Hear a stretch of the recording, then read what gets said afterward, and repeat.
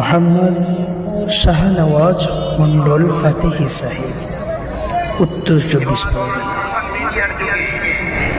ও প্রধান অতিথি হিসাবে উপস্থিত ছিলেন ফুরফুরা শরীফের মুজাদ্দিদে জামান কুতুবুল আলম আমির শরিয়ত আলা হযরত আবু বকর সিদ্দিকী দাদা হুজুর পীর কিবলা রহমতুল্লাহ আলাইহির আওলাদ আশিকে রসুল আলা হযরত ছোট হুজুর কিবলা রহমতুল্লাহ আলাইহির পৌত্র জনাব আলহাজ হাফিজ মাওলানা মোহাম্মদ উজাহির সিদ্দিকী আল কুরাইশি সাহেব।